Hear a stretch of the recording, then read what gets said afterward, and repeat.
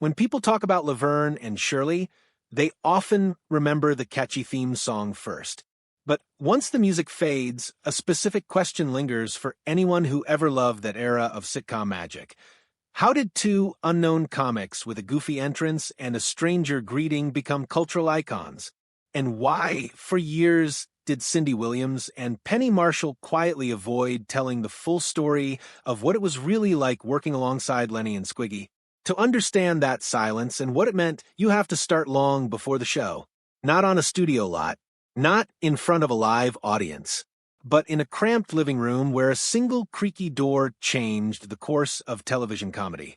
It began as a small gathering in the mid-1970s.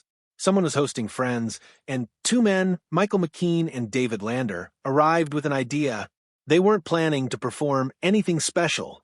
Yet, as the evening unfolded, it became clear that something was unfolding organically, something raw and delightful. Two characters emerging right in front of everyone's eyes. The moment Lander cracked the door open and delivered that peculiar, drawn-out hello, the room transformed. People leaned in. A burst of laughter shot across the space, the kind of laughter that doesn't come from a joke, but from a presence. McKean, standing just behind him with slicked-back hair and a frozen, almost bewildered expression, completed the picture. It was chemistry, energy, and timing wrapped in the simplest possible package. At that time, they weren't Lenny and Squiggy yet. They were two actors testing characters, discovering rhythms, exploring the balance between stupidity and sincerity that would make their duo unforgettable. But that living room performance carved the path that would soon lead them inside one of television's most iconic sitcom worlds. Fate tends to disguise itself as coincidence. In this case, coincidence came in the form of Penny Marshall, who happened to be at that gathering. Penny saw something in those two characters, something raw enough to mold but sharp enough to shine. She wasn't just amused, she was impressed in a way that stuck with her. Later, when she found out McKean and Lander were in the same acting class, she thought of that night. And once filming for Laverne and Shirley began, she remembered that creaky living room door and the reaction it produced. Something clicked. She approached them, not to offer them roles yet, but to describe a situation. The show was being built around a very specific comedic energy, two independent women navigating life with grit, awkward charm, and plenty of mishaps. But Penny knew the world needed disruption. Chaos. A counterforce. And those characters she saw in that living room, they were pure, unfiltered chaos. She invited McKean and Lander to the set. Not with a script, not with a contract, but with possibility. When the producers first considered introducing Lander's character, the original name was Anthony. It wasn't wrong, but it wasn't right either. It didn't sound like the character.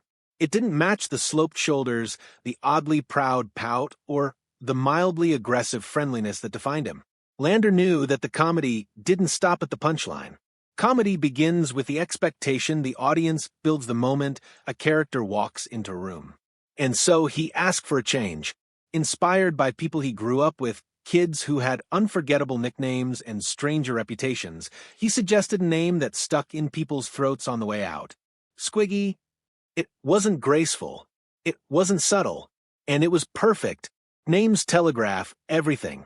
As Lander later said, you hear a name like Squiggy, and you already know who he is before he speaks. Anthony was a guy, Squiggy was a force of nature. With the name decided, a second question emerged. How should Squiggy enter a room? Lander experimented with the voice, shrill, nasally, slightly confrontational. He tested head movements, posture, and a particular brand of overconfidence that only made sense coming from someone with absolutely no reason to be confident. The result was an entrance that became a comedic signature. The sudden swing of the door, the stiff posture, the desperate attempt to appear suave, and then the greeting that sounded somewhere between a threat and a nervous introduction, hello. It was deceptively simple, barely a word, yet instantly recognizable. Actors dream of catchphrases and memorable lines. Lander created one using only tone, and over time, the writers recognized something powerful. Every time that door creaked open, the audience erupted before Squiggy even finished saying hello. That entrance was comedic currency. Where Squiggy brought chaos, Lenny brought contrast. Michael McKean understood that comedy often relies on what he called the comedy math of opposites. One character overthinks. The other doesn't think at all. One is eager. The other is too confident. One is sincere. The other is bizarre. McKean played Lenny as a man whose reality never quite lined up with the real world. He wasn't dumb, just tuned into a different frequency. His slightly vacant, yet hopeful expression matched Squiggy's misplaced swagger. Watching them side by side, you could see a long history, real or imagined, between two men who navigated life together not because they had anything in common, but because they had never quite learned how to exist apart. This contrast made them gold. They weren't just side characters. They were a receiving system for chaos, a sort of gravitational pull that tilted every scene they entered. As Lenny and Squiggy became more prominent, something unexpected happened. Their comedic presence kept tempting the cast to break character.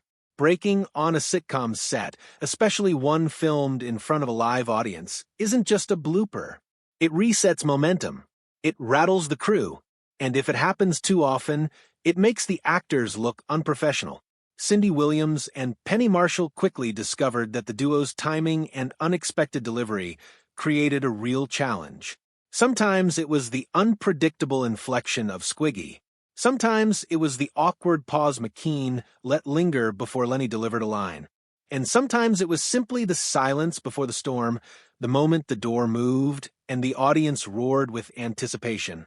Penny and Cindy had to develop strategies. The most common? Avoid eye contact. Look at the wall. Look at the floor. Just don't look at Squiggy. Cindy joked years later that if I looked him in the eyes, it was over. She meant it. There were scenes where she nearly bit her lip hard enough to draw blood. But in interviews long after the show ended, both women intentionally softened how much they admitted this. And that is the beginning of understanding why they stayed silent. This wasn't a scandal. It wasn't tension. It wasn't resentment. What Cindy and Penny didn't explain fully for many years was something simple. They didn't want to diminish the craft behind what looked like chaos. Lenny and Squiggy were funny, wildly funny, but that didn't mean they weren't skilled. Their comedy wasn't uncontrolled. It was calculated. Their entrances weren't random. They were rehearsed. Their ability to almost cause breaks wasn't immaturity. It was mastery. To openly admit how difficult they were to work with, how much discipline it took to hold scenes together, could have made people misinterpret the duo's brilliance as disruption. And Penny, being a director at heart and an actor who respected craft above all, wasn't going to allow that narrative. Cindy felt the same. They protected the show by protecting the truth behind its hardest-working performers. Their silence wasn't avoidance. It was respect. Gary Marshall, the creator and comedic architect behind the show, understood what most viewers didn't. You can't let comedy run wild without structure. He is the one who coined the term comedy math for the cast. According to him, a successful sitcom scene balanced 1. The premise 2.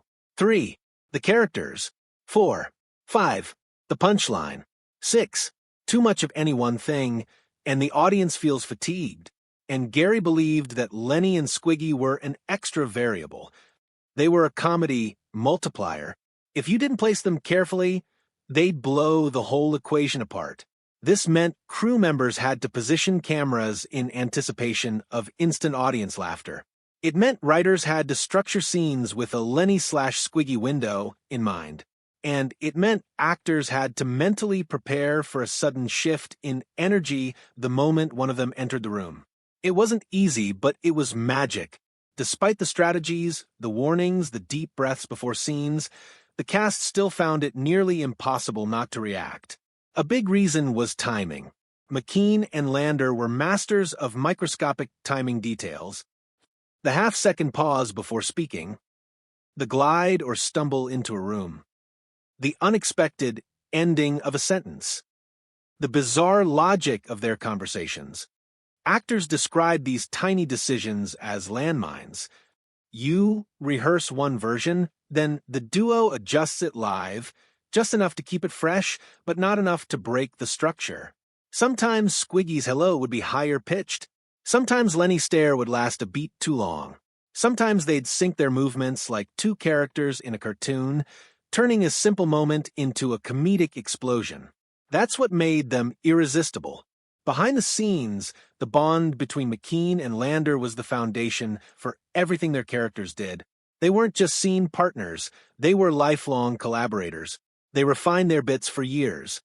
At parties, in acting classes, in small performances, in private rehearsals no one else knew about.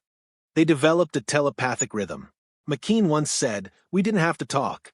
We just had a look." Lander confirmed this, saying that even their mistakes became intentional bits when they trusted each other enough to improvise through moments. That trust made their partnership airtight. David Lander's later years added another chapter to the Lenny and Squiggy story that many fans didn't know. He was diagnosed with multiple sclerosis, a disease that slowly affected his mobility and speech. Yet, he didn't disappear from acting. He adapted. He shifted to voice roles, guest appearances, and behind-the-scenes work. And McKean stayed close, just as devoted off-screen as the pair had always been on-screen. When Lander passed away in 2020, tributes poured in, not just about Squiggy, but about his heart, humor, and resilience. McKean's tribute was simple and devastating. "He was my best friend." It was the closing of a chapter that started in a living room with a cracked door.